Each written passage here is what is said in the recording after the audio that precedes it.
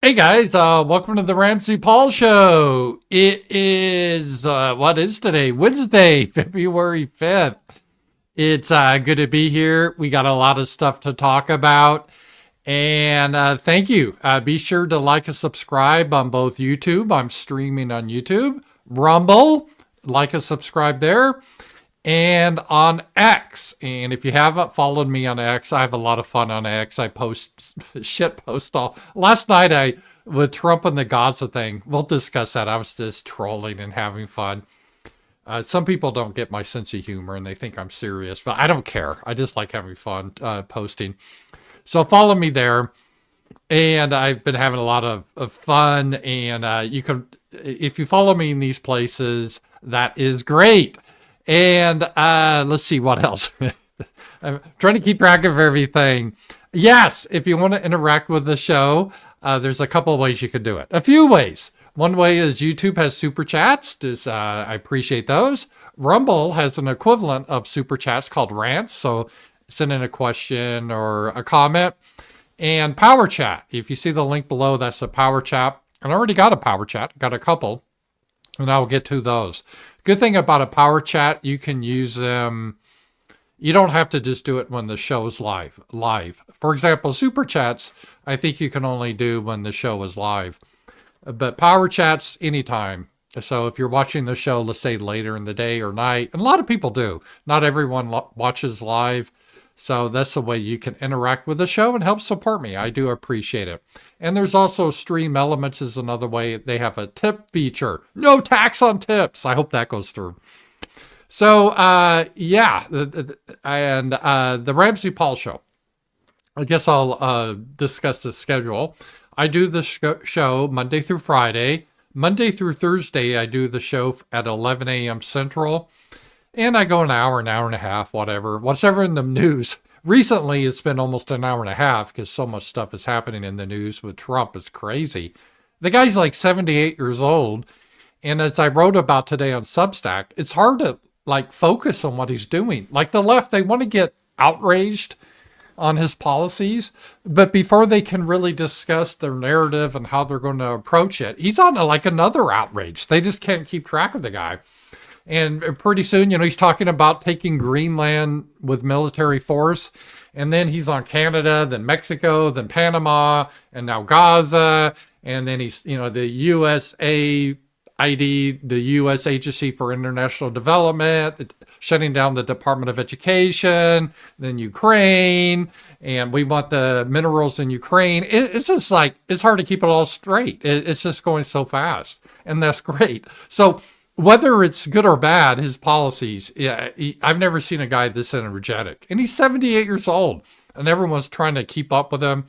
Well, so we'll try to do that as best as possible. Every day, there's just more stuff. He just keeps going. It doesn't stop on the weekend.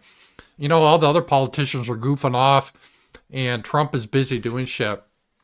It's such a difference from sleepy Joe Biden that basically slept through the presidency. It's just incredible. So we'll get through all of that. Okay, now the show announcements. Some people were saying, do you have a guest tonight on Happy Homelands? Well, Happy Homelands I did with Alicia. We were doing it for a few months just to see if, how we could do the show, get some traction. And we never really got a lot of traction on that format. So I talked to Alicia yesterday and we decided to cancel Happy Homelands. And it had nothing to do with Alicia. I thought she was a great co-host. It was really my fault. It was trying to figure out how to position the show. For example, the RAMZPAUL show, it's a hard-hitting, kind of like Rush Limbaugh. We go through the news every day. That's the format, makes sense.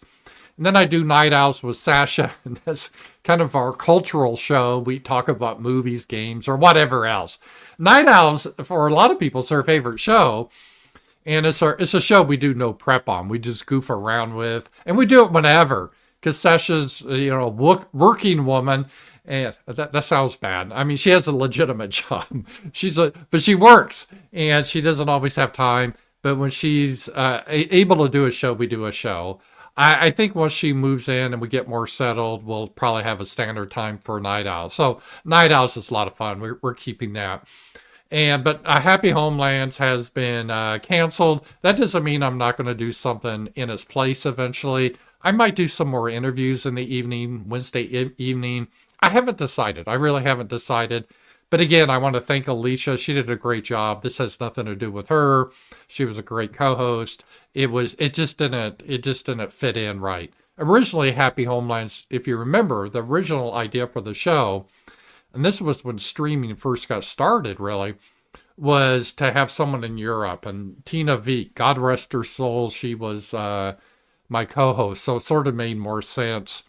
But we'll see. This is just business. You tried new ideas. If it doesn't work, yeah, you move on. So we moved on. We gave it a few month try, but there wasn't as much interest in that show, really. So that's an example, by the way, of you shouldn't have a sunk cost fallacy. If you've ever heard that in business, that's where you have to keep doing something because you put money into it or you put a lot of time into it. That's a fallacy. You shouldn't do that. And that happens a lot in business. It happens in politics. Like Ukraine. Oh, we invested so much money there. Now we have to do something. No, sometimes the best answer is just cut your losses, and instead of going on and on. And I kind of figured that with Happy Homelands, it was just time to move on from it. It was fun though. I enjoyed it. And Alicia did a great job. Nothing against her. It was just not a good format. So no Happy Homelands tonight. But I may start something again in the future. I don't know what it would be yet. I have some ideas, but I haven't finalized it. But nevertheless, I got a lot of good feedback last night on our roundtable. Speaking of which, if you want to be part of the roundtable, and you should, it's a lot of fun. Even if you don't join, just watch it. We have great guests on, just normal people. We talk about issues. Last night, we talked about foreign policy. It was great. We had a great discussion, all the craziness going on. And those are for members of my Substack. And Substack you can sign up to. Let me just put the link there so you guys can get to it. I do appreciate it. There's two components of Substack. There's a free component, and then you can be a member. If you're a member, every Friday I do either a video or I do an essay or column just for my members. And then also on Tuesday nights, we do a roundtable, members only. But Monday through Thursday, I do a column for everyone. Like I did one today about the Gaza Strip or the MAGA Strip. That's free. So even if you don't become a member, there's no reason not to subscribe. It's free. So, and the reason I went to Substack, I used to be on Gumroad, but Gumroad, they started having a lot of technical problems, and then they broke their partnership with PayPal because they had some technical issues. Gumroad did. I don't know, but Gumroad was, I enjoyed being over on Gumroad, and I'm not trying to throw shade at them. It was okay, but again, it wasn't the top of the line product. And maybe, I don't know their situation, but I decided, hey, it's time to migrate over to Substack, because I would be on Gumroad. And how it worked, if you were, let's say, a member, and I wanted to send a link to a roundtable, some people wouldn't get the email until a day later. I'm like, what the hell? I can't have this go like that.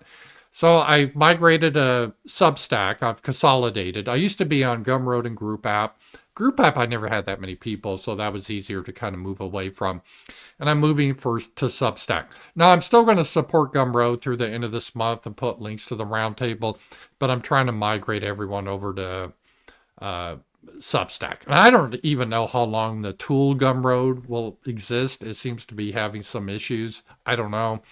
But Substack is a huge platform. It's like the size of Patreon. It is built for people, it's content creators. It started out, you write essays or columns, and people can subscribe. And Coulter's on there. Yeah, a lot of people are. It's just a big platform. But now you can put videos. So it's a really professional platform. And it's very responsive. When I put out a post, it's like that. Immediately shoots out to everyone. So head on over to Substack. And so that's every Tuesday night that we have that. All right, I want to catch up. I missed a couple. Sometimes Power Chats or Super Chats come in late from the previous show. Or I get a Power Chat from the previous evening. So I'm going to catch up on them real quick, then we'll get into the show. Let's see. Damien from yesterday, and I'm sorry I missed you, Damien. The illegals have been blocking the roads in Seattle and Portland too. Yeah, blocking the roads for a protest. Well, number one, if you're illegal, you shouldn't be in the country. We should just round you up and send you out. That's easy. But if you're a citizen of the country, I am for the First Amendment. I'm not against protesting, but you can't block roads. That should be a federal offense and you should go to prison. It's kind of like a terrorist act, really. So if you just want to do your protest, that's cool, but not blocking roads. And if for whatever reason, Seattle and Portland, they're shit-lib cities that don't arrest people, at least if you're on the left, so I'm not surprised about that. And let's see here. And then I had from yesterday, David, thank you, David Steele. NGOs have a way of usurping government. Yeah, and that has to do with the whole U.S. Agency for International Development. And someone corrected me last night on the roundtable. They said, RAMZPAUL, you're starting to use the term USAid. It's not aid. It's not an aid agency. And again, a lot of people got confused because they think it's, oh, these poor starving black babies with flies on their face in Africa. That's the purpose of USAid. No, it isn't. It's a U.S. Agency of International Development. It literally was set up to work with the CIA and the State Department, the Department of Defense, to do subversion in various countries. It was a way to do it against communism. And since communism fell, it's really warped into its own thing where they get tax money and there's almost no oversight, and they give it to these NGOs that do really bad things, and they censor people, they try to overthrow governments.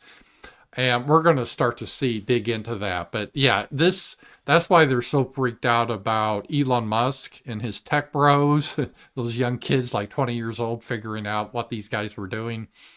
And it's been shocking, the corruption, not just the corruption. There's two components of it. Yeah, there is some corruption. People are getting kickbacks and bribes, enriching themselves. But it was your tax money going to violate your civil rights, your right to free speech, for example, to harass people. And we'll get into that. People should go to jail, what happened at the USAID.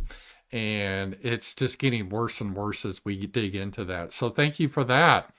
And I got just right now, power chat from Kim from Finland, a good friend.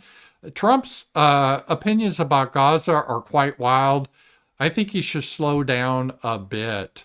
Yeah, I hear what you're saying, and I'm hesitating right here because Kim, you sent me a picture of your truck. He has this amazing truck in Finland. And he said, well, you should show it on the show. And I said, well, okay, let me just, it's a trailer, two trailers put together. Let me see if I can show it. It's not in my browser, so let me just see if this will work. Window. Yeah, I think this is it. And I don't want to. There it is. I don't know if you guys can see it, but they say, yeah, go ahead and show my truck or look at two trailers. So yeah, I would hate to drive that in icy weather. That'd be stressful. Although I don't know with the truck technology now, but at least with cars and stuff, the computers now really help drive things. So maybe it's easier to drive the semi-trucks now than it used to be. I don't know. I've never driven one, so maybe so. But yeah, I'll talk about Gaza. That's something we're going to talk about. Definitely, that was the big to-do. And as I talked about in my Substack article today, the trouble with Trump is, and I don't know if it's a trouble, but you never know if he's serious or he's just setting up a negotiating ploy. And he talked about this in Art of the Deal, so it's not a secret. He always says you open negotiations with like a crazy position. You want to unsettle your opponent to get him like, what the hell, this guy's nuts. And you want to make some outrageous offer. And then from that, you can come back to a more reasonable position. Now, it won't work if they think you're just bluffing. But with Trump, you never know if he's bluffing or if he's real. So Trump a lot of times likes to stir things up and see what happens. And if, for example, if for let's just say for a theoretical, the border control, he wanted Canada to put 10,000 troops on the border and spend $1 billion to protect the border against fentanyl and illegals. And he wanted to do the same with Mexico. And if he just started out like, hey guys, let's all have a meeting and have a commission to study this, and I think you guys should do this, they'll say, no, we're a sovereign country. Fuck you. We'll do what we want. You know, it'd be that type of thing, right? But he didn't start out there. He started out, I want Canada, 51st state. Mexico, you're not even a real country. You're controlled by the cartels. You know, all the stuff. And he got them all scared and all frantic and panicked. And then when he brings his real offer, they're like, yes, massa, we'll be happy to do that.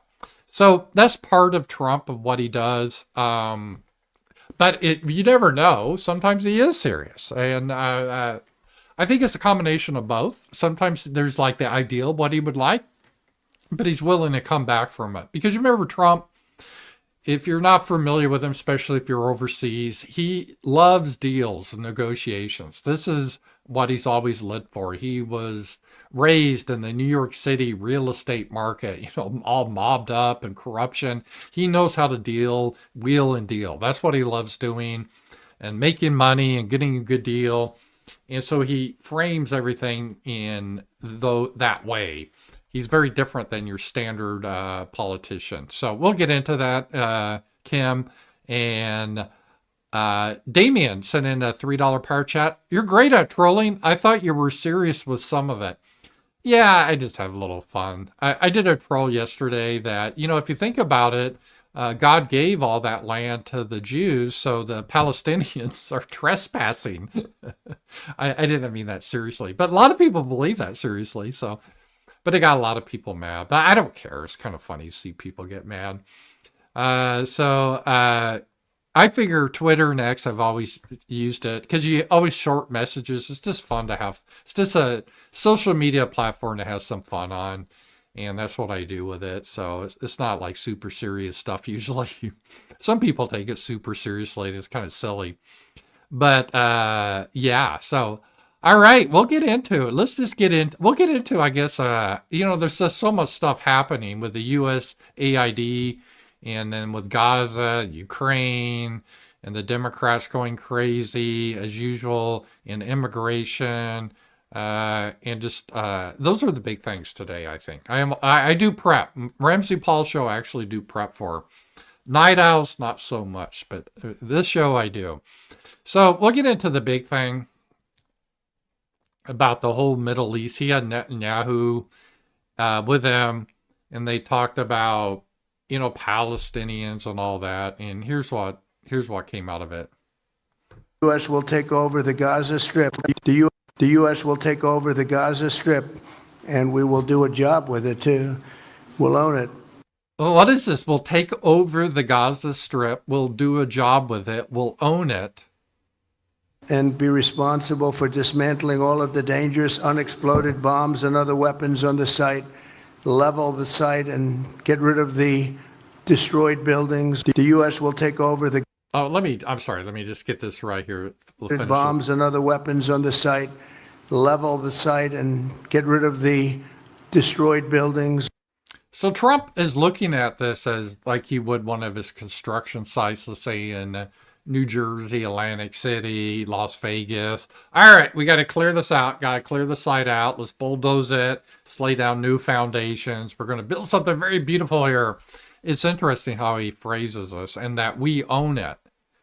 I don't know. I didn't have that on my bingo card coming into this year, that we'd be talking about owning Greenland, Canada, and now the Gaza Strip. Level it out, create an economic development that will supply unlimited numbers of jobs and housing for the people of the area. Do a real job, do something different. Just can't go back. If you go back, it's going to end up the same way it has for 100 years. Part of what Trump is saying here, there's an element of truth, because the current policy hasn't worked. A typical president, and I wrote about this on Substack, what would the typical Republican president do in this situation? he would say, "Oh, we need a peace summit, at Camp David. We need another Camp David Accords or something." So I'm going to invite Netanyahu and a Palestinian leader, maybe someone from Egypt, maybe Saudi Arabia. We'll all get together. We're going to develop a commission. They're going to look into the matter. We'll see what we can hammer out. And then they would hammer out some understanding that 6 months later they'd be fighting again. That's just the way it's been my whole life. So I think Trump is tired of that. So he's thinking of ways to totally radically change how that's done. Now, I'm America first. Not the Fuentes type, but this original America first, in that I don't really care about that area one way or the other.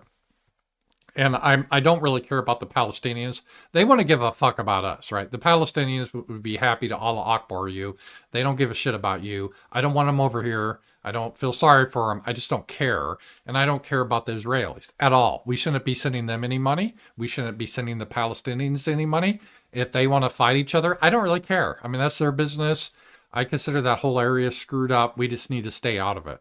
No, there's no business for us to be there. It should be, hope you guys can work it out. But, if Israel, if you want to do your ethnic cleansing, that's on you. We're not going to fund it. Palestinians, you just do your thing. So I don't believe that is just like, and it's just not because of Israel. I don't believe we should be in Ukraine either. We shouldn't be the world's policeman, or anytime there's a fight, we think we have to get involved. It's like if you ever lived in a neighborhood, I used to live in suburbia. Not now. I live in the middle of nowhere where I just see like cattle and stuff and deer. I don't see people, which is nice. But when I used to live in suburbia, you'd have the thing years ago, one guy be lifting the hood of his car and all the guys would have to come over. Hey, what you doing? What's going on over here? They have to see what's going on. And that's the way the United States is. If there's a war, there could be a war in some obscure part of the world. And we're like, hey, wait, what's going on here? How come there's a war going on? How come we're not involved with this? What's up? How come you didn't invite us to this war? We like wars. This is what we do. We want to get involved. Whose side can we get involved in? It's just really weird. And I'm like, no, you guys can have your wars, your ethnic blood feuds. I don't really like either of you, right? So both sides I don't like. I don't really care. And it's not like I hate them or wish them well or wish them ill well.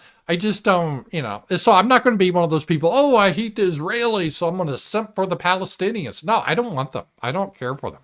Or the other way around. I can't stand the Muslims, so I'm going to simp for the Jewish people. I don't want them either. I mean, they have their territory. They got to fix it. It shouldn't be our business. So that's my official policy. But unfortunately, because of reality, that's not the way the United States work, because we have certain ethnic groups have a lot of power in this country and they love their ethno-state and they donate a lot of money and they have a lot of influence in the media, which is important to politicians. See, I don't think if I was king, it's kind of the complicated government I'd have. It's not that complicated, but there'd be a limited democracy part of it. And within that, candidates, it'd be illegal to get any campaign funds because it'd be illegal to campaign. Just a couple months before the election, you would present your ideas, maybe have a town hall, but you wouldn't need millions of dollars to campaign. Why would you need that, right? But now you need all that money. So you get people, Sheldon Adelson's wife gives $100 million to Trump. That comes with strings. Tom Cotton, he's totally owned by Israel. He's our senator from Arkansas. He never mentions our state. He doesn't give a shit about our state. He cares about Israel. Why? Because they bought him. And that should be illegal. I would not allow that. But that's the way it is. That's just reality. So what they want, we got to get involved with because they're paying a lot of bills. And, you don't want to get bad publicity because if you say, hey, I don't think we should fund Israel, then their little friends, their ethnic co-host, they'll be writing mean articles that you're an evil anti-Semite and you're literally Hitler. And politicians don't want to see that, so they're scared. So they toe the line. Like Asa Hutchinson, all these guys, they're just weak-willed. They sell out. And it's sad. But not all people sell out because they're being threatened with bad publicity or they're not going to get their bribe. Some really are true believers, especially in the United States. We have a lot of Christian Zionism. I won't go through the whole theology. It's kind of, there's various variations, but basically the idea is Jews are special in God's eyes. And if we bless the Jewish people in Israel, God will bless us, blah, blah, blah. And we got to do that and bring back the end times. They'll build the third temple, sacrifice the red heifer, the Antichrist will come. And Jesus will rapture everyone, go up in heaven in like gowns, except for you bad people will stay down here. Then there'll be all this killing, Armageddon, and then Jesus will come again. And then I don't know, whatever. It's kind of crazy, but that's what seriously a lot of people believe in. So you got that element too. So it's a lot of mismatch of stuff. And a lot of older people like Trump, older boomers are not all, I'm not slamming boomers, but support for Israel is really a white boomer thing. Younger generations really don't so much, and other races don't. And I think the ADL's worried about that. But in Trump's generation, it's, we gotta fight for the poor, plucky Jews that have been so persecuted for no reason. And they're being persecuted by these mean Muslims. Look at these Muslims. They do all this terrorist attack. And there's some truth to that. So that factors into. So that is part of the issue, what we got here. So Trump, I don't think he's necessarily bribed or anything. He just believes this stuff. And we'll hear some more about him here. And we're talking about probably... How many people are you thinking about? All of them. So they're talking about, and this is what is really crazy, Trump is talking about, we will own the Gaza Strip. It's a strip of land on the Mediterranean next to Israel. That was part of the solution where the Palestinians would go to. And Trump is saying, well, we're just going to move in there. We're going to own it. And so we own it. So they're now squatters. And they have to go somewhere else because we're going to make like casinos here. I mean, we're talking about probably 1.7 million people, 1.7 million, maybe 1.8 million. But I think all of them, I think they'll be resettled in areas where they can live a beautiful life. And that sounds like when, dad's taking old Yeller to the farm, putting your dog down or giving your dog away. Oh, yeah, your dog is going to go to the farm. We're going to send the Palestinians. They're going to live on a nice farm somewhere. And they're going to run and play in the fields. Don't you worry about them. We're going to put them away somewhere else. They'll be happier. But we'll have the Gaza Strip, and hey, we're going to make it like the Mega Strip. We're going to put casinos, palm trees, maybe fountains. This is going to be great. Slot machines. You're going to love it. It's going to be big and beautiful. Not be worried about dying every day. So just to be clear, and he was clear about this, Trump is talking about moving all of the Palestinians out, which technically is ethnic cleansing. Not that I'm saying that's necessarily a bad thing. I just don't really think Israel and maybe the Jewish lobby has thought about this that deeply, because if you can ethnically cleanse one people, shouldn't Germany be able to do the same, or Britain, or America? Like, you got to get out of here. We don't care if you're citizens or not. We're going to send you to a nice, happy place somewhere else. Hey, I'm not counter-signaling it, because I don't want to counter-signal our best little ally in the Middle East. I'm not anti-Semitic, so if these are God's all-stars say this is okay to do, the only trouble is other people may think, if they can do it and it's righteous, literally all 1.8 million people, you got to go. But like, I've been here for generations, my family, my home, my father's grave. Yeah, that's a shame. You got to go. We're getting a new place for you to go, though, because all this is going to be casinos. I mean, we're going to have jobs development here. You just got to get the hell out. I don't know. It's just I'm a little bit skeptical of this, but, and other people are kind of skeptical too. When you got Lindsey Graham is sort of like Tom Cotton. He's owned by Israel. When you have Lindsey Graham basically saying, whoa, bro, you got to cool it a little bit with the Israel shilling. You dropped the shark, right? So even Lindsey Graham, who tends to be fine for whatever Israel wants to do. If they want to commit genocide, he's fine with that. And here's Lindsey Graham like, I don't know. I think it would be an interesting proposal. We'll see what our Arab friends say about that. Well, they're all opposed to it, obviously. I think most South Carolinians would probably not be excited about sending Americans to take over Gaza. It may be problematic. You think so? You think so? The good thing is I didn't know Lindsey Graham ever talked about South Carolina. He's kind of like Tom Cotton. He's owned by Israel. So he doesn't usually ever give a shit about his state. But now he does. So even him, he's like, oh, what the hell is going on here? So this is even the most arch Zionists are starting to question this. I think Ben Shapiro's for it, but everyone else is like, I don't know. This is this kind of odd thing here. Let's hear more about Trump. When I first heard this, I thought it was like AI or just a Babylon Bee joke or something. But no, this is real. So let's listen to more to Trump here. To follow up on what you were saying about the Gazans leaving Gaza, going to other countries, one, where exactly are you suggesting that they should go? They're going to go to a nice farm somewhere.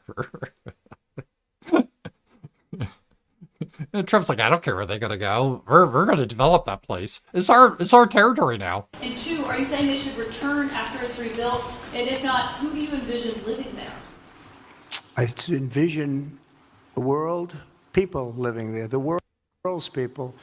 I think you'll make that into an international. What does that mean, world's people? I think what he means, he wants to make it into like a resort.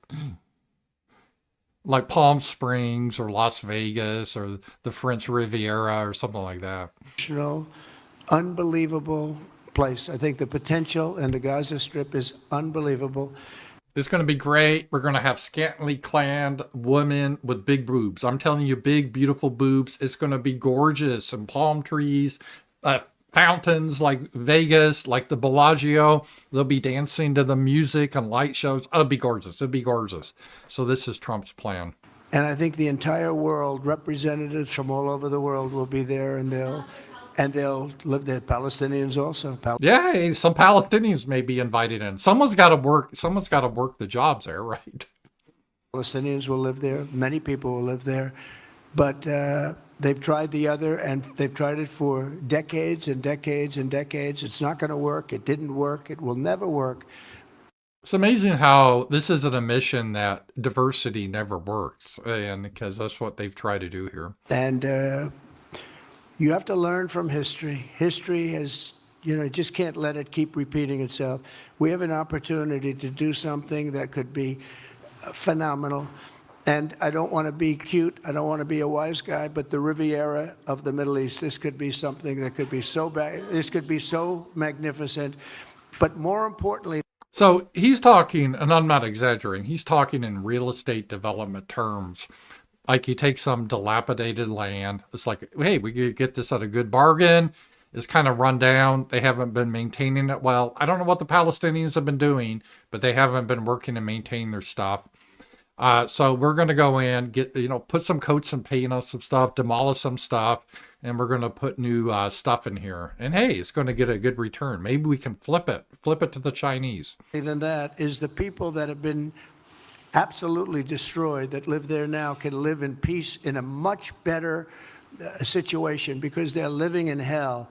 And those people will now be able to live in peace. We'll make sure that it's done world class. It'll be one. Yeah, they're going to have a world class Palestinian like farm, kind of like a pet farm they're going to live on where they can roam around. That's what we're going to do with them. Wonderful for the people. Palestinians mostly we're talking about. And I have a feeling that despite them saying no, I have a feeling that the king in Jordan and that the general president, but that the general in Egypt will open their hearts and will give us the kind of land that we need to get this done, and people can live in harmony and in peace. Thank you all. So the idea is to put pressure on Jordan and Egypt to give some land, because they said no, because the Palestinians aren't Egyptians or from Jordan, but where are we going to dump them? And to Trump's credit, he doesn't want to dump them in Europe or America because he understands they won't be a good fit. So why don't we dump them in Egypt or Jordan. We can't dump them in Palestine because that's Israel. God gave Israel to the Jewish people, and they don't want to live around them. So that's really what he's getting at here. And this could just be a negotiation to try to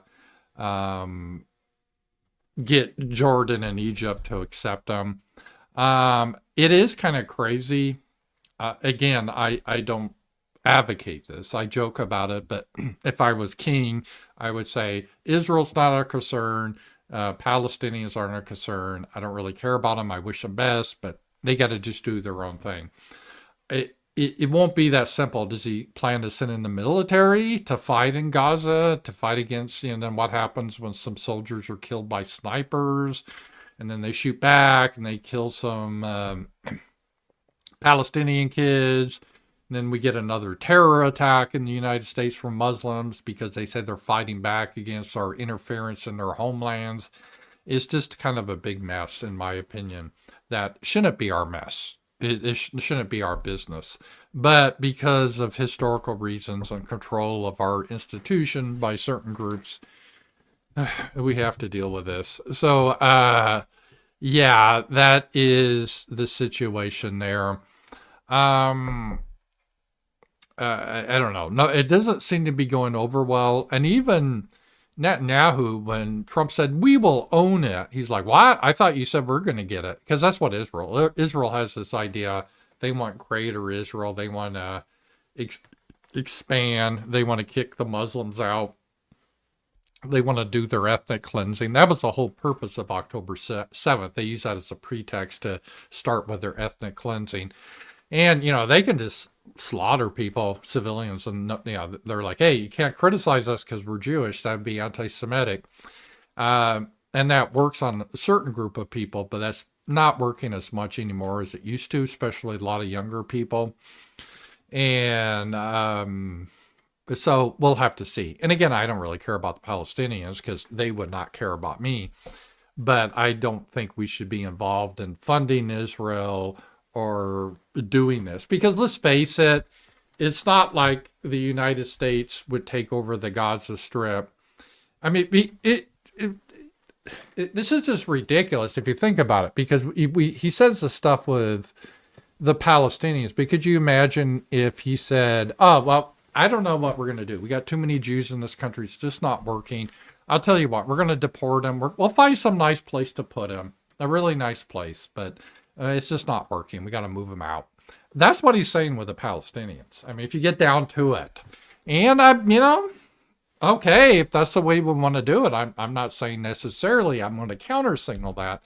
But if you use other groups, right, that is pretty hardcore. It's very hardcore. Even so hardcore, people like Lindsey Graham are like, really? I don't know. I don't even know if the ADL would support that. Doing ethnic cleansing on the Muslims. I don't know. It's pretty kind of crazy, but that's what they want to do. So again, you got to be careful. You set the precedent, then it could be used against other groups too. Which maybe it's not a bad thing, but it's just, it's interesting. I didn't expect him to actually come out and just say, no, they're all going. And they can go somewhere else nice, but we got to develop it. I think Israel wants this, obviously, and Israel does not have an idea that the United States will own that territory. I think they would be happy of us cleaning it up on our dime, and then they would take over. I think that's probably their long-term goal, because we would never do. Well, it's really bizarre, right? Again, just flip it. This would be like, oh, well, it's not working. So what Trump have decided to do, we're going to take over. We're going to buy Israel, and the Jews are going to have to live somewhere else.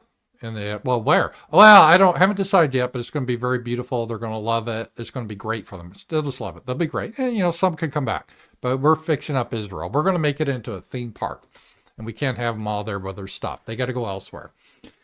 People like, what? I mean, they'd be screaming the Holocaust and everything else, but saying this about the Palestinians real casually, I don't know. It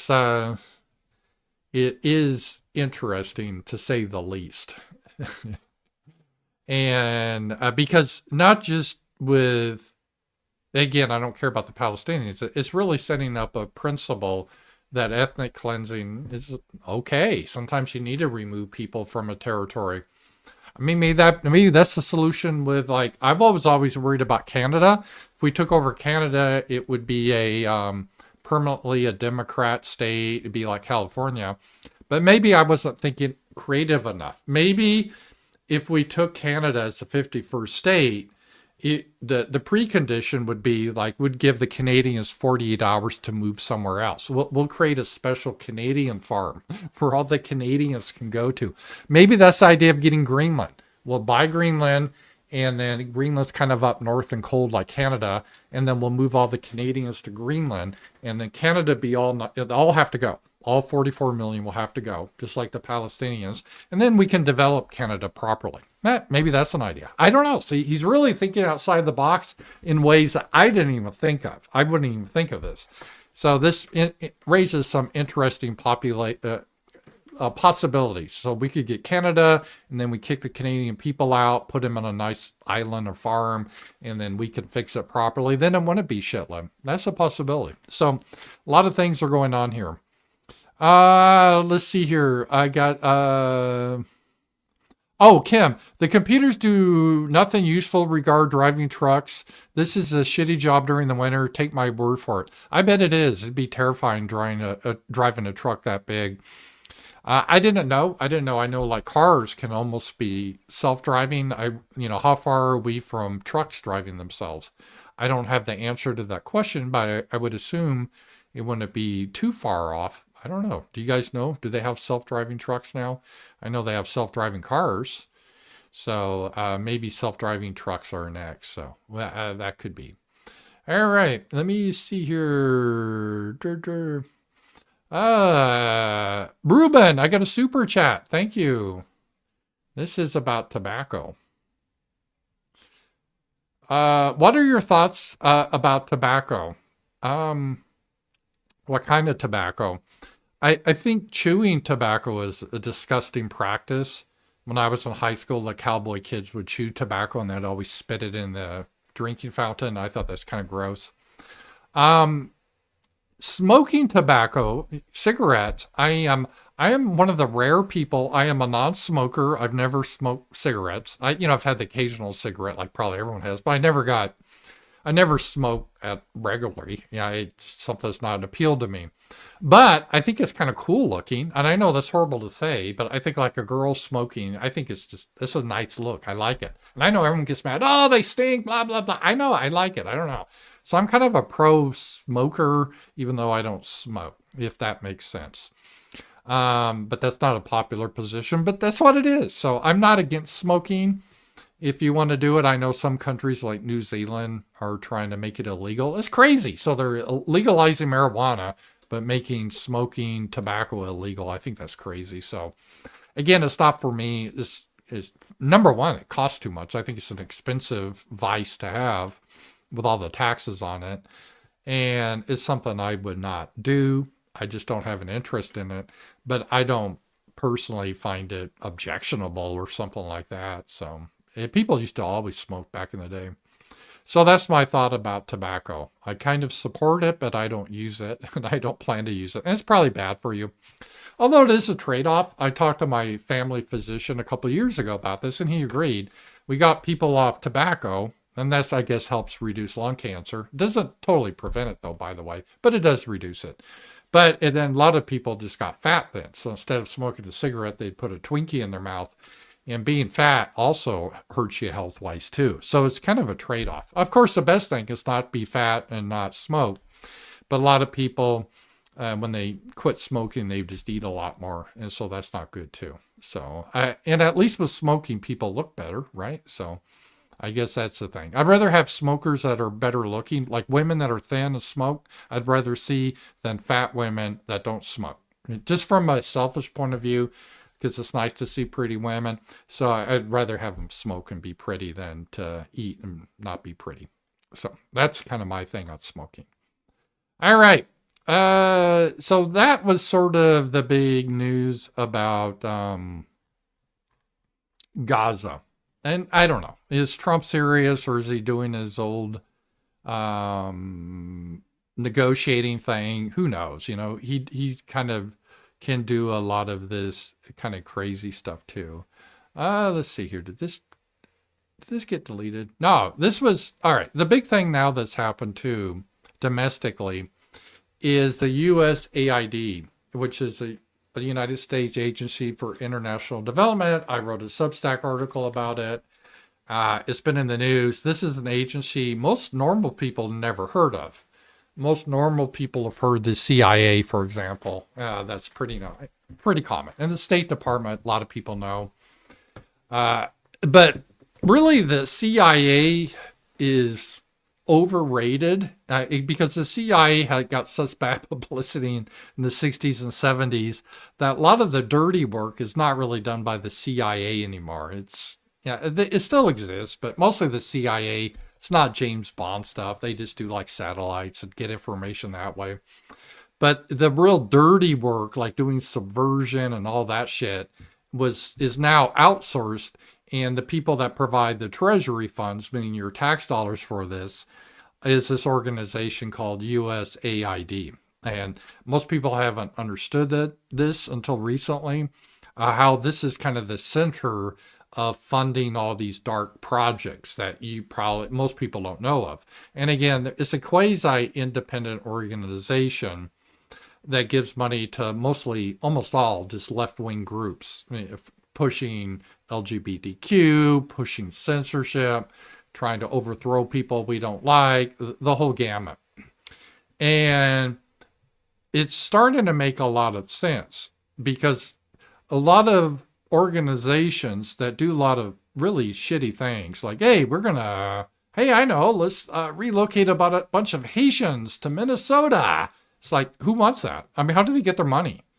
And this is something that people should have asked more, is how do these people get funded? Is it just Soros funding them or is something else going on here?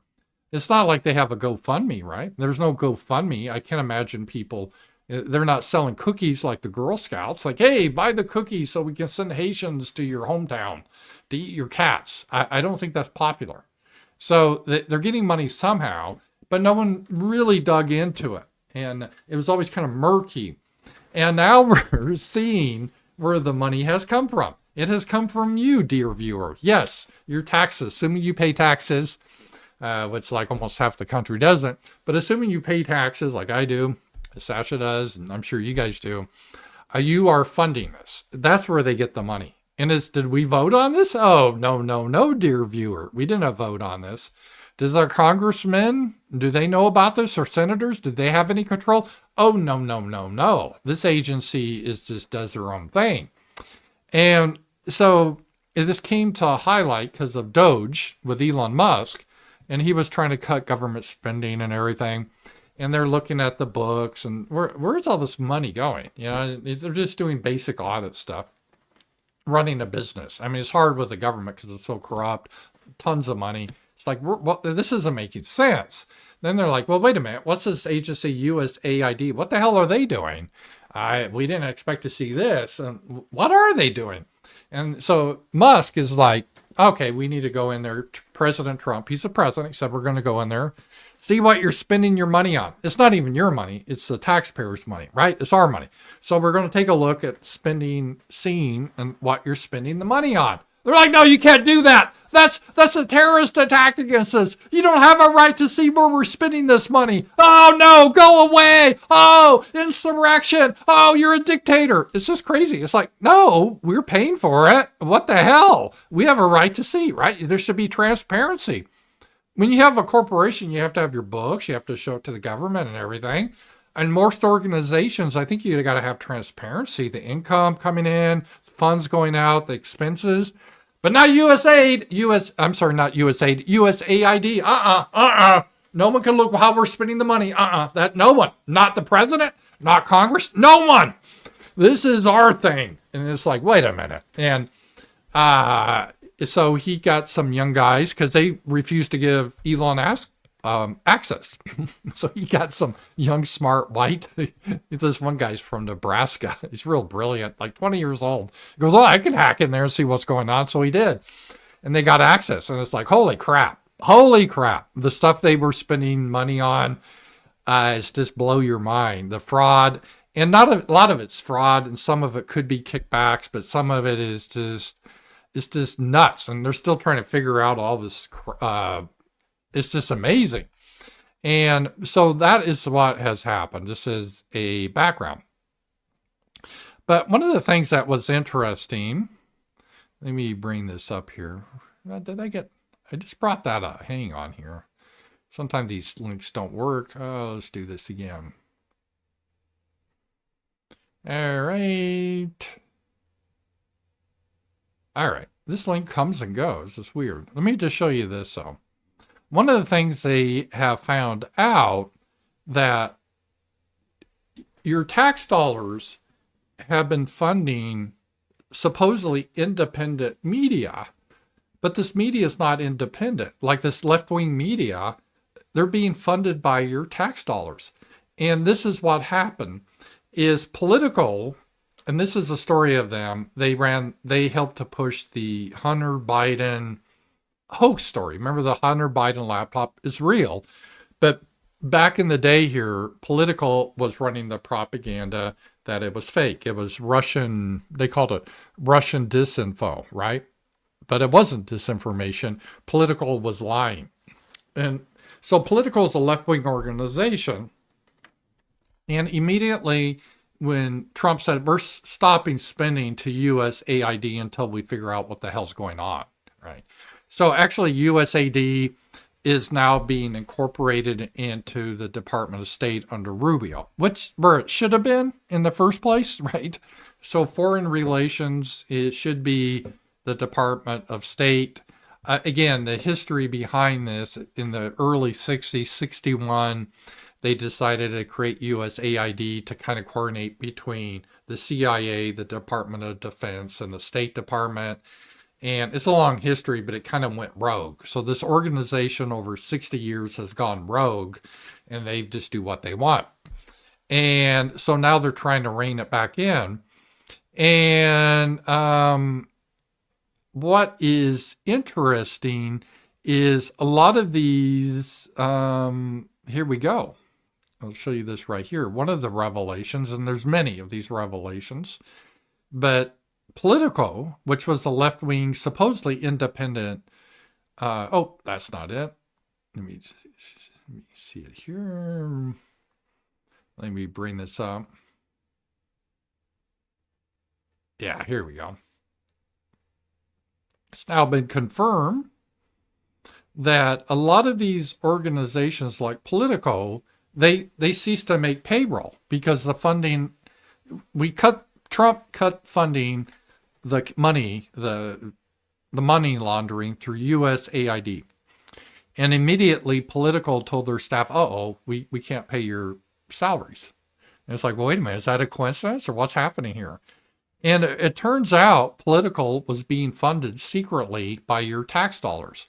And so a lot of this kind of now makes sense because a lot of us were wondering, how do some of these organizations, how do they really stay in business? They have a staff that they pay pretty well, reporters and publishers. Some make pretty good money in the Washington, D.C. area, six-figure salaries. And they have a readership than probably less than Z-Man. I'm not joking, right? So you have just independent bloggers like Z-Man probably get more eyeballs and views than an official publication. And it's like, well, how are they making money? Because they really don't have ads, and they're not running like GoFundMe's, or they're not doing super chats, or they never really seem to care. They just go along. They seem to just magically have money, and no one ever really looked into that. But some people always thought this is odd. Well, it turns out they're being funded by you, the taxpayer. They weren't independent. They were being funded. So your tax dollars were going to left-wing media organizations to attack you and put out fake news stories like the Hunter Biden laptop. And they found that 97% of the political contributions from USAID employees went to top Dems. It is a Democrat organization. And They were funding not only a political, they helped to fund, you remember the BBC? They helped to fund the BBC. Again, that was secret. And Trump was talking, because they're trying to the mainstream media to create a division between Trump and Elon Musk, because Trump gave Elon Musk the authority that I want you to see what the hell's going on, because you're a businessman. What the fuck is going on with these people, right? It's a black hole. They don't want anyone to see how they're spending their money, red flag. And so Elon Musk has been doing this. And so all these shit libs that are been very upset at Elon Musk digging into this. And we'll take a look at what Trump had to say about this. On Elon Musk, thank you, sir. On Elon Musk, how often are you talking to him? And have there been ideas that he's brought to you that you said, oh no, wait a minute, this is going a little too far? Well, many ideas, but look, he's done a great job. Look at all the fraud that he's found in this USAid. It's a disaster. And that is important, how Trump said it. Language is important. It's not USAid. It's not an aid organization that, helps poor black kids with flies on their face in Africa. I wouldn't support giving money to that either. But it's not an aid organization. It's an agency for international development. It's a subversion organization is what it is. The people, radical left lunatics, they have things that nobody would have even believed. The whole thing with $100 million spent on you-know-what, with he's talking about condoms to Gaza. Money going to all sorts of groups that shouldn't deserve to get any money. With the money, I'd like to see what the kickbacks are. How much money has been kicked back? Who would spend that kind of money to some of the things that you read about and I read about and I see every night on the news and every morning when I read the papers? Who would spend money for that? Yeah, that is part of it. A lot of this is ideology, and I'm not going to dispute this. They're true believers or woke, communist shit libs. But there's also, whenever you get this much money that's not accountable, right? It's just secret. You're going to get people lining their pockets. Guaranteed there were people taking money from this to live a nice lifestyle. We need to thoroughly take a look at this organization and see where the money went. Hi, Bill, Crystal, and see where or Samantha Powers. It'd be interesting, or Victoria Newland. It'd be interesting, or Zelensky. It's going to be interesting to see where this money went. I would say this, the people that got all that money, are they kicking it back to the people that gave it from government? No, that's, to me, very, very corrupt. The real question is how much of a kickback has there been? And one of the things I want to investigate rapidly, because I've never seen anything to this extent, the train that's being built between Los Angeles and San Francisco is the worst managed project I think I've ever seen, and I've seen some of the worst. Billions and billions, hundreds of billions of dollars over budget. In fact, I read where you could take every single person that was going to go on the train and get the finest limousine service in the world and take them back and forth with limousines, and you'd have hundreds of billions of dollars left over. It is the worst thing, and we're going to start an investigation in that because it's not possible. I built for a living, and I built on time, on budget. It's impossible that something could cost that much. And now it's not even going to San Francisco, and it's not going to Los Angeles. They made it much shorter.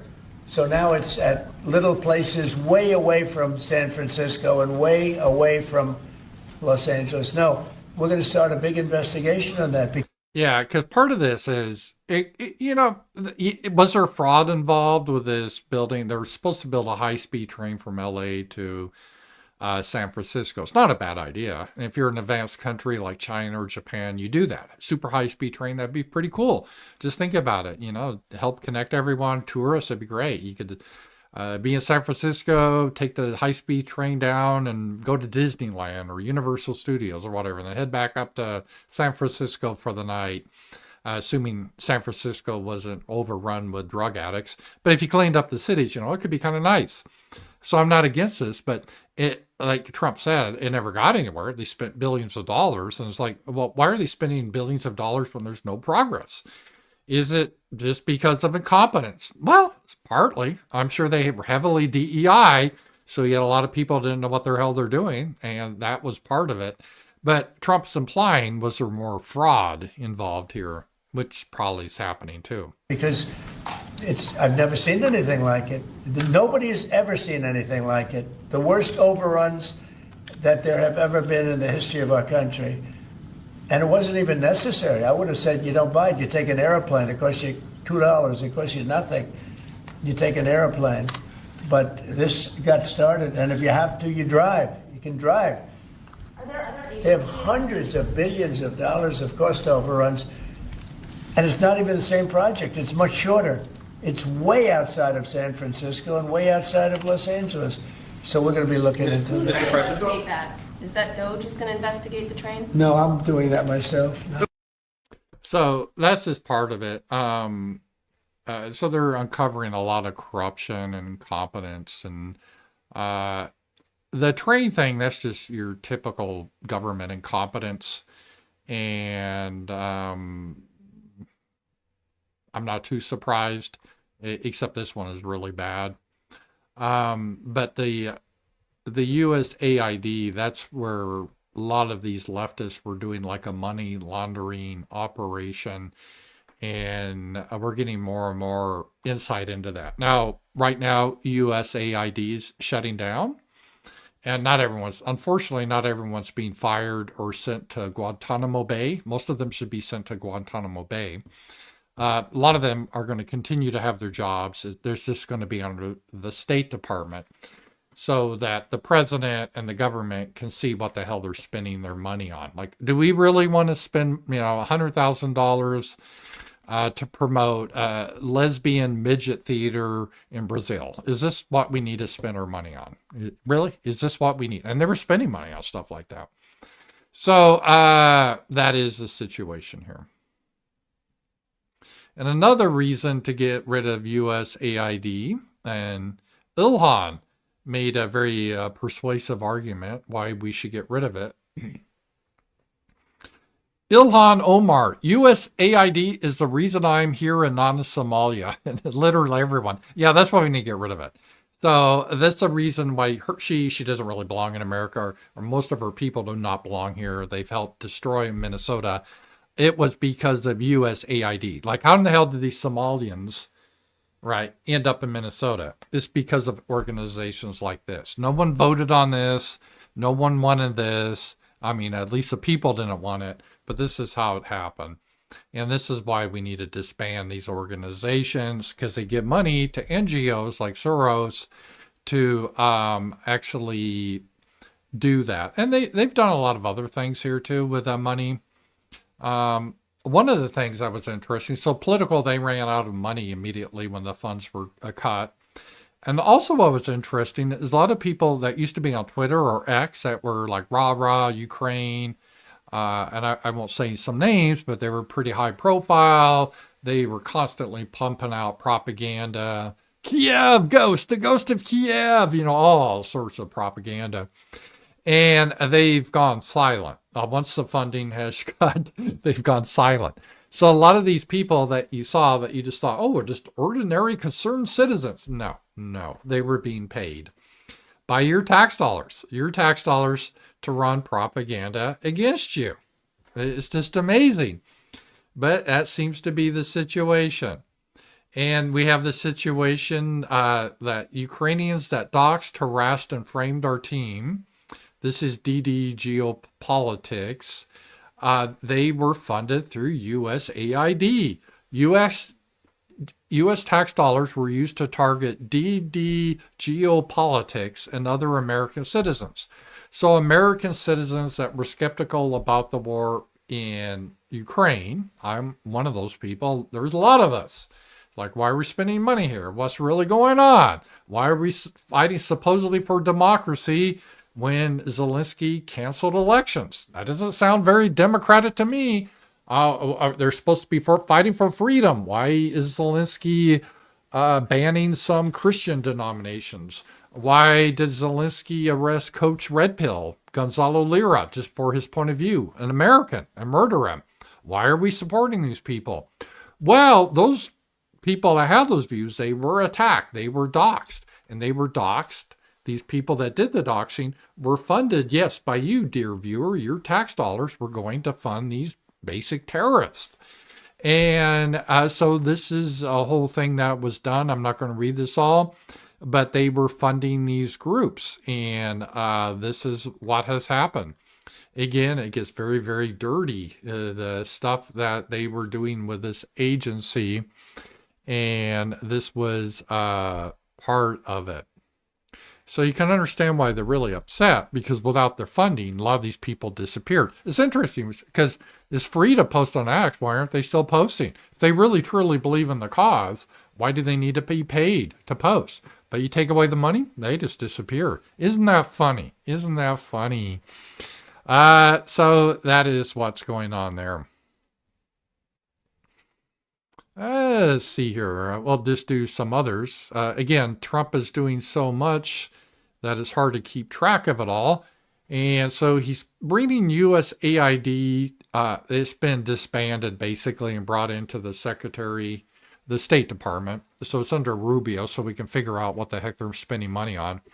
But also he's looking to dismantle the Department of Education. There's no need for this department. This can be done better at the state level. The Department of Education is just a bureaucracy, unaccountable. They get a lot of money. They don't do much. A lot of diversity. And if you just look at the results, as Elon says, massive increase in spending after the Department of Education was created with no actual improvement of education. So the cost of education went up, but the abilities, the test scores have gone down. So the reading scores and everything else have either flatlined or gone down, but it's created this huge bureaucracy, which hasn't helped the students. Now, to be fair, part of the reason test scores and math scores have gone down is there are fewer white kids as students now. So if you get more blacks and Mexicans, you're going to have lower scores. I believe a lot of that's genetic. It's not because of your teaching programs. But the point is, we have this huge bureaucracy that is not showing any results.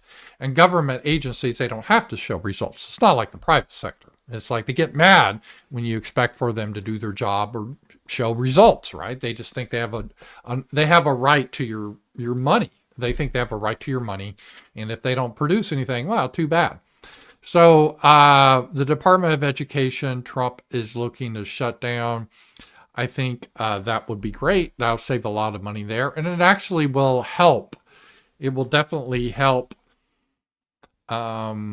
education. Because, again, the Department of Education, they had like the No Child Left Behind, which just became a scam, and fraudulent tests and everything else. Allow the education. The closer it is on the local level, the better the education becomes. When it's at a national level, you have all these transgender fads, this critical race theory, queer theory, all this bullshit gets pushed into the curriculum.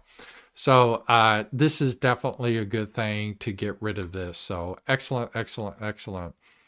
Let's see here. I hope that happens, that we get rid of this. That would be good. All right. I'm not surprised about this next development. It's been pretty good.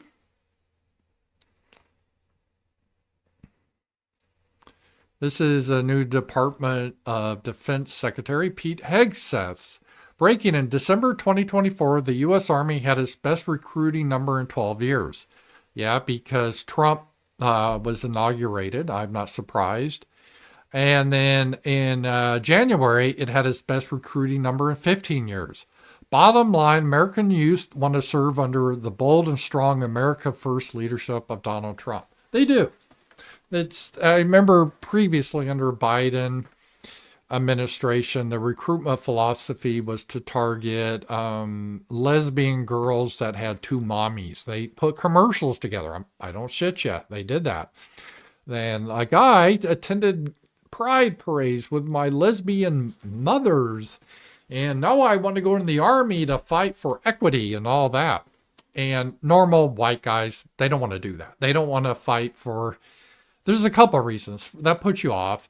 And you don't want to be in the army. You want to be with the brotherhood of man. You don't want to have some DEI lesbian over you. That's not what they want. And they don't want to go into the army when they have no chance of promotion because they're an evil white male. So just eliminating the DEI stuff where they say, hey, if you are excel, you can get promoted. We're not going to hold you back because of your race. That's going to help recruit people. And just the idea that we're sending the troops to defend our country on the southern border, that is optimistic. Now, they can lose some of this momentum if we do send troops to the Gaza Strip. I hope we don't. I hope it's just a bluff. But people are for using the troops to defend the southern border. So I'm not really surprised there's an uptick in this. And this is, I think, definitely a good thing. It's a good thing. And this was funny in Trump's talking to the press. Trump talks to the press so much more than Biden has in his entire 4 years. Because Biden couldn't. Biden, remember, he had to have a teleprompter. He had to have the questions beforehand. Biden had to be told what to say. Because if we didn't want Biden to just talk off the cuff, he would just start talking about weird shit. But Trump, though, man, he just does it all on his own. This was hilarious. Go ahead. As our expectation from you. Do you have any plan to change Afghanistan situation? Are you able to recognize Taliban? Because I'm an Afghan journalist, Afghan suffrage woman. Any comment about Afghanistan? What's your future plan for Afghan people, especially Afghanistan? I have a little hard time understanding you. Where are you from? Oh. Actually, it's a beautiful voice and a beautiful accent. The only problem is I can't understand a word you're saying. I love it. It's so patronizing. It's a beautiful voice. You have a beautiful voice, sweetheart, and I love your accent, but I don't know what the fuck you're saying. This is my experience every time I call Indian tech support. I'm like, are you speaking English? I could kind of vaguely recognize a few words, and I just love it. You have a beautiful voice. Really, and I like that accent. It's delightful. Unfortunately, I don't know what the fuck you're saying. But I just say this, good luck. Yeah, good luck. Live in peace. Good luck, live in peace. That's just vintage Trump. I love that. So, yeah, if you can't speak the language properly, Trump's going to say, I don't know what the hell you're saying. I'm a busy man. I don't have time to decipher your accent. But I'm sure you're a wonderful woman. Good luck with life.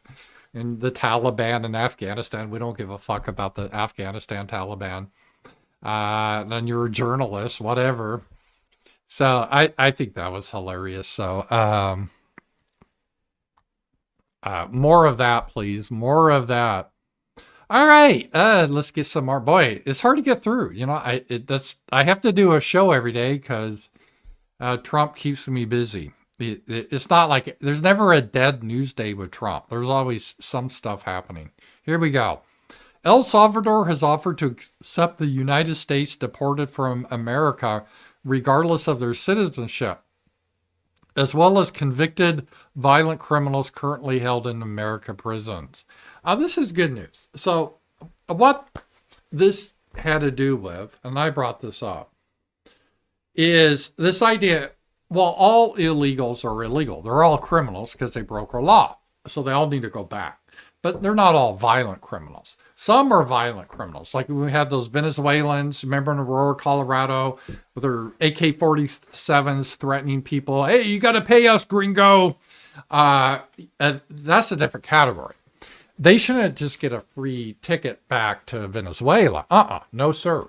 What do we do with them? I have some creative ideas what we could do with them, but hey, you know, the idea is, should they go back to Venezuela where they can sneak back in? And is that really a reward? Because I'm thinking, I always put in nice in spirits. Like if I was in Hungary and I took out a gun and I was threatening normal Hungarians and demanded that they give me money, would Hungary's response be, oh, you stupid American, we're going to have to send you back to America. Here, we'll give you a free plane ticket back to America. I don't think so. I think they would have put me in prison. And that's what should happen to them. So violent illegal aliens, they shouldn't go back to their homeland. I mean, that bridge is burned.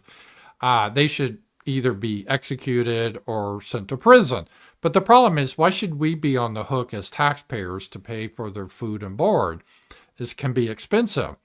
So Trump thought, hey, why don't we outsource these people to countries like El Salvador? They do it cheaper, right? They just have cheaper facilities. They don't have to have fancy prisons. We just push them in there and we can send them there. Win-win. We'll play El Salvador. El Salvador makes some money and it won't cost us as much. And most of these people are from down south anyway. They like the hot, humid environment, so they can sit in a hot, humid cell for 20 years. Perfect. This is a win-win. So I am definitely for this policy. And good, let's send these criminals to El Salvador. So the leaders of these Venezuelan gang, instead of going back to Venezuela, they can visit El Salvador. And that would be good. Let's see here. What else we got here?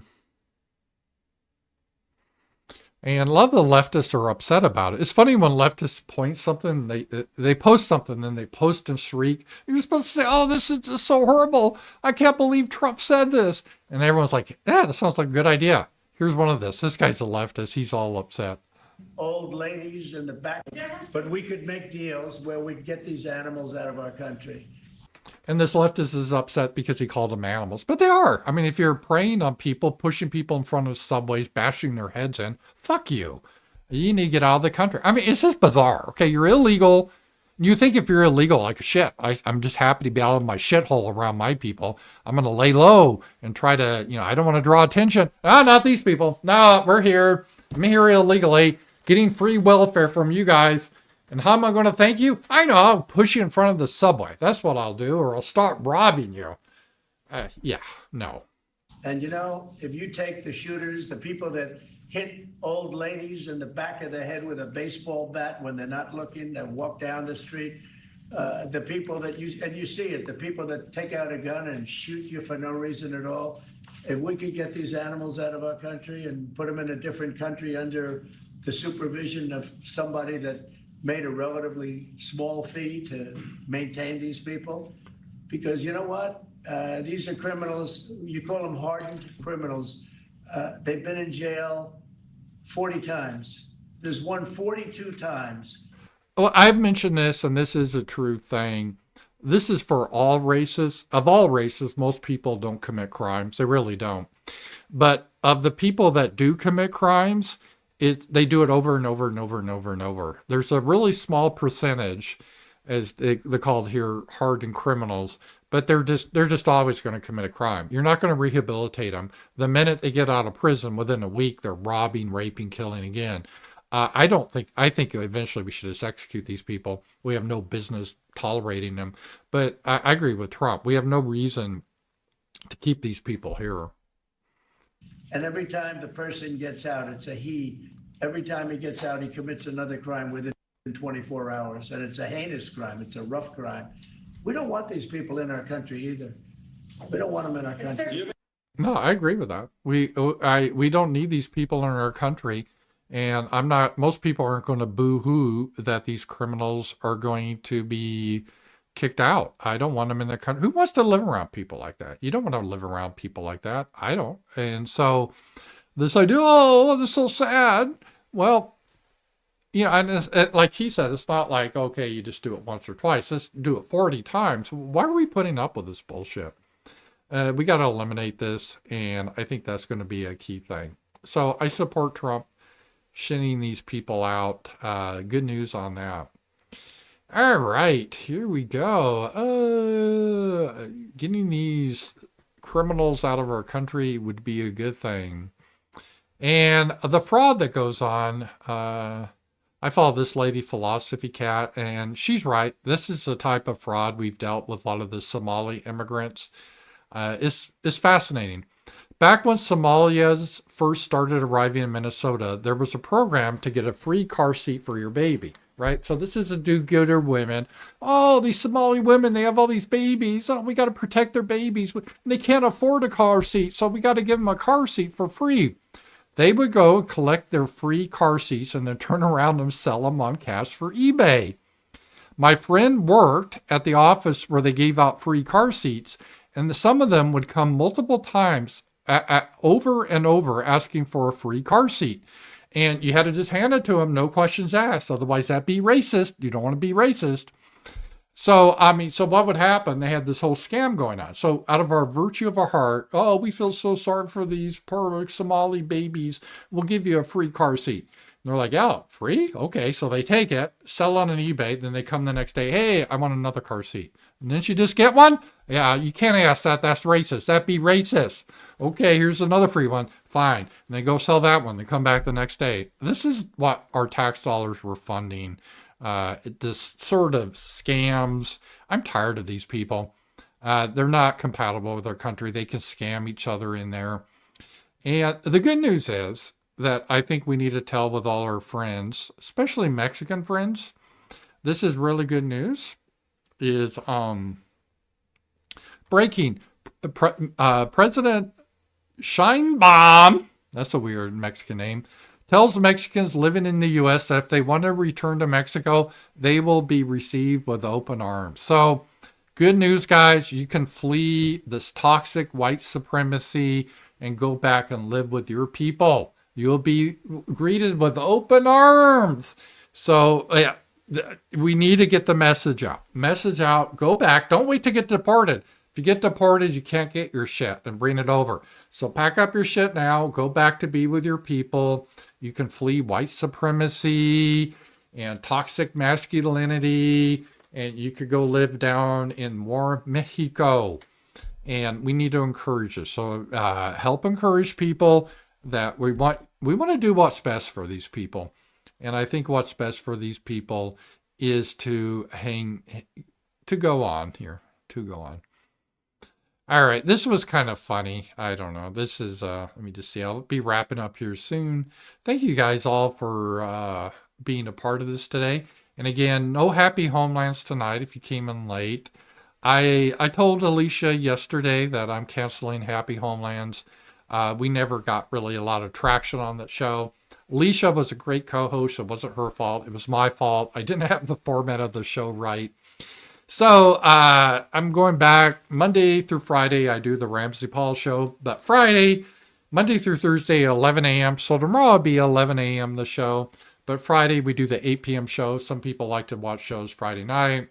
And then of course we have night owls, but that's kind of ad hoc when we do that. And then every Tuesday evening we have our roundtable.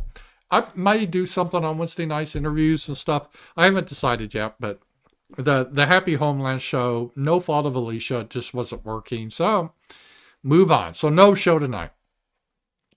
And actually, I'm going to be seeing a movie tonight with Sasha. So it kind of worked out just as well. But that's not the reason I canceled.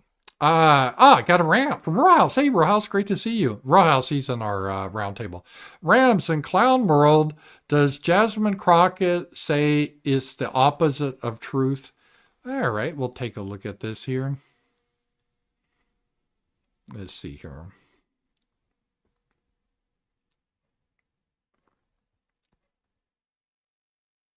I am tired of the white tears. Listen, if you are competent, you are not concerned. When I walk into Congress every single day, you know why I don't feel away and why you can't make me doubt who I am? I love the head bobbing. It's so hilarious. It's because I know that I had to work 10 times as hard as they did just to get into the seat. When you look and you compare me to Marjorie Taylor Greene or me to Lauren Boebert, there is no comparison. And that is the life that we have always lived. So the only people that are crying are the mediocre white boys that have been beaten out by people that historically have had to work so she's doing the myth that these poor black people had to work harder and they're not getting the special privileges because she's black and all that.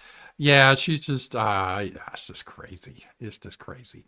Some ESPN guy, Stephen Smith, is that his name? But he's, DEI will lead to white dominance. And he's kind of right, it would. Because if you do just based on ability, it's not going to end out well for them. Let's see. Super chat. Send a rant over on Rams. KMax. Yeah, I saw your rant. I just read it. Thank you, KMax, on that, Row House. So thank you so much on that. I do appreciate that. Yeah, it is kind of crazy. But that's how it is. Oh, speaking of which, this is in Japan. This is hilarious.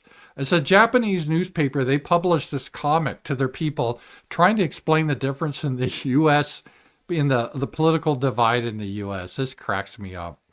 It's pretty accurate, too. It's pretty accurate. So the poor Japanese are trying to understand the political divide.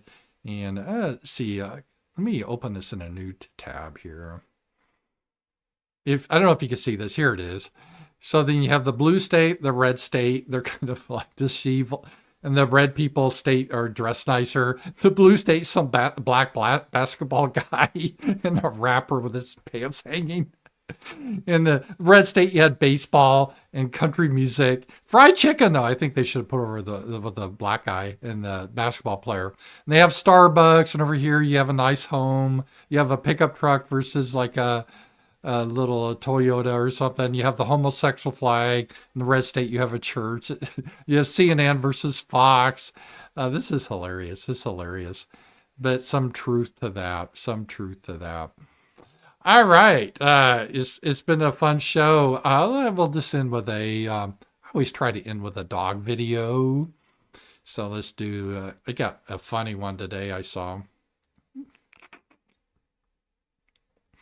If I can bring it up, some dogs are smart. They're having a lot of fun here. Here it is. This dog, he's learned how to go sledding. This is pretty amazing.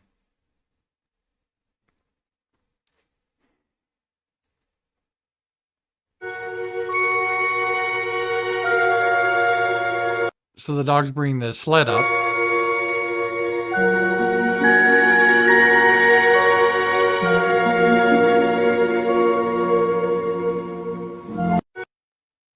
That's so cool. That is so cool.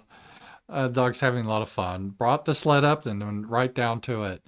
Guys, thank you so much. It's been a fun show. And as a reminder, subscribe to me on Substack. I try to do a column every day. And we'll be back. No Happy Homelands tonight. May do something different in the future in that time slot. We will see.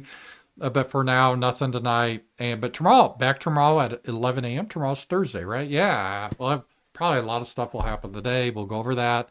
Thank you so much for being here, and I'll talk to you guys later. Bye-bye.